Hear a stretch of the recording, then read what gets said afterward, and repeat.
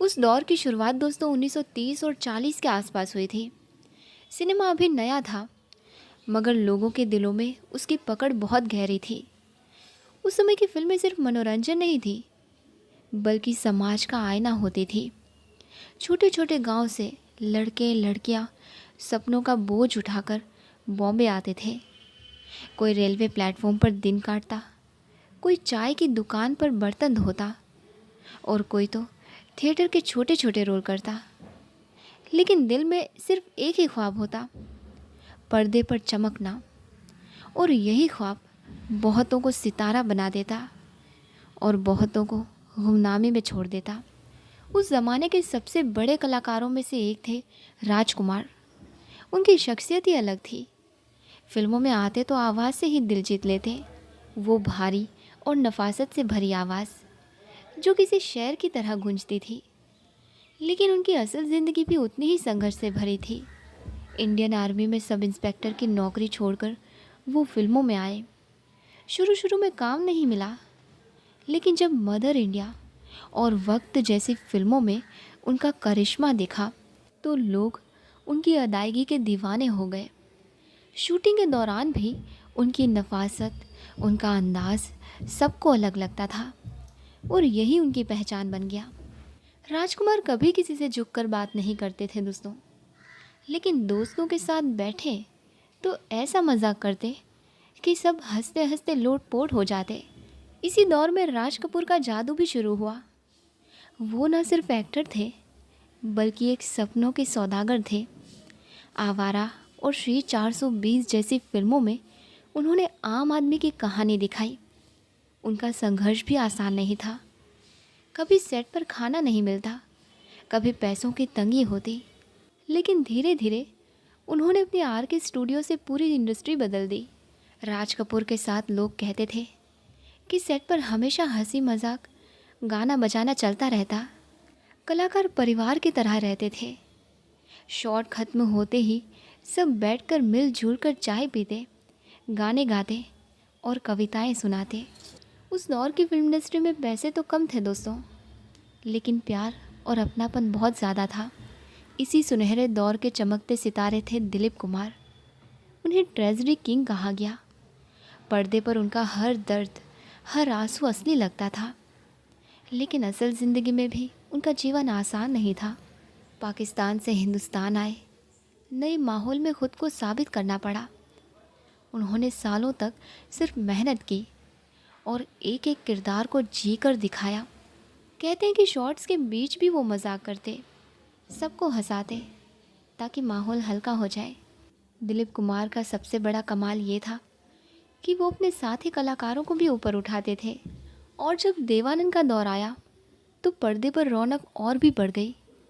उनकी मुस्कान, उनका स्टाइल और उनकी चाल, सब कुछ नौजवानों के लिए फ़ैशन बन गया। उनके बारे में मशहूर था कि वो कभी उदास नहीं होते। सेट पर हमेशा जोक सुनाते, लड़कियों के साथ मजाक करते और हर नए इंसान को अपनापन देते। लेकिन शोहरत की चमक के पीछे उनका अकेलापन भी बड़ा था। कई बार उन्होंने कहा था कि सुपरस्टार बनने का मतलब होता है भीड़ में भी तन्हा होना। इनके साथ साथ गुरुदत्त भी थे दोस्तों, एक ऐसे कलाकार जिन्होंने अपनी फिल्मों में दिल का दर्द उकेर दिया। प्यासा और कागज़ के फूल जैसी फिल्में शायद उसी दौर में नहीं समझी गई, लेकिन आज उन्हें क्लासिक कहा जाता है।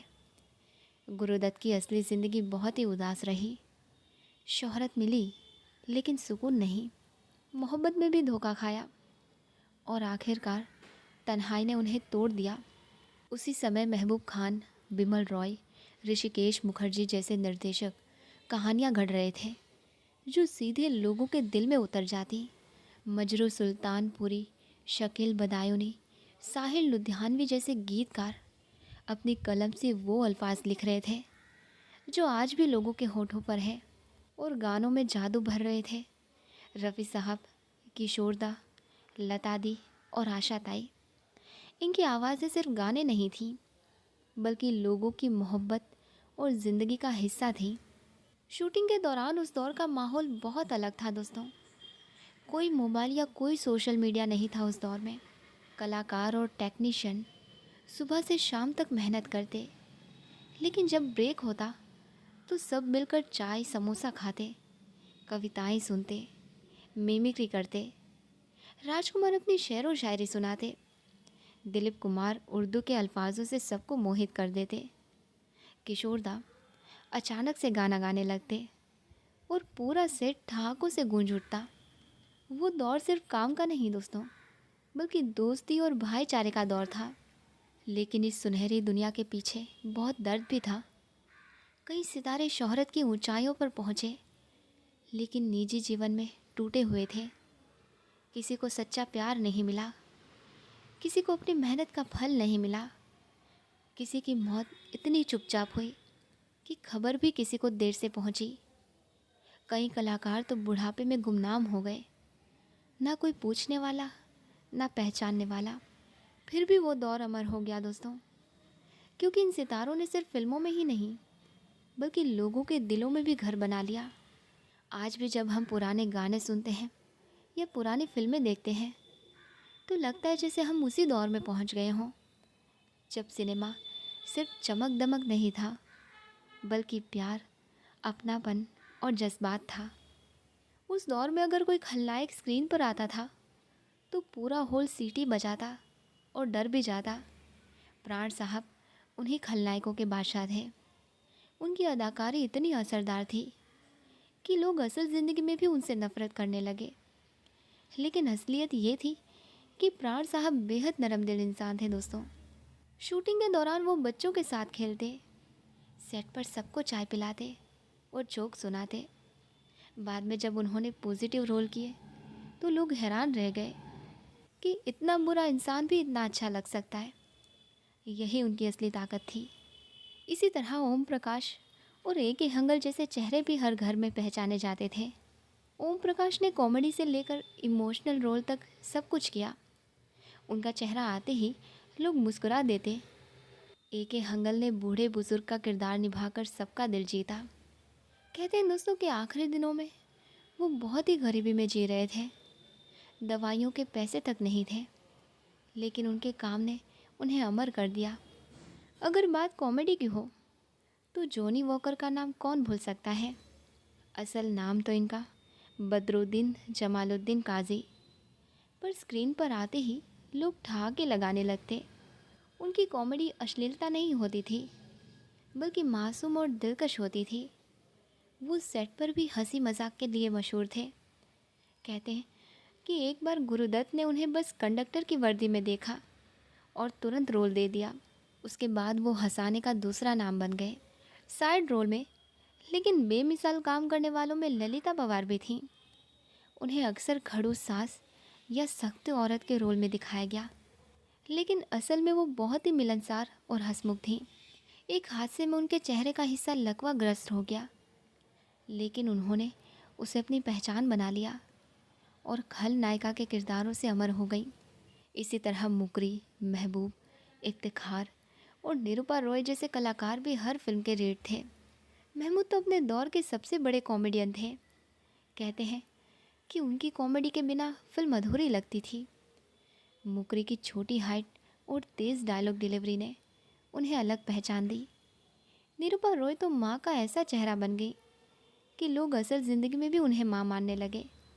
उस दौर की खूबसूरती ये थी दोस्तों कि चाहे हीरो हीरोइन हो या साइड रोल वाले कलाकार, सेट पर सबको बराबर की इज्जत मिलती थी। शूटिंग के दौरान सब एक दूसरे के साथ खाना खाते, एक दूसरे की मदद करते। किसी का डायलॉग बिगड़ जाता तो दूसरे हंसकर सुधार देते। उस समय का माहौल परिवार जैसा होता था दोस्तों।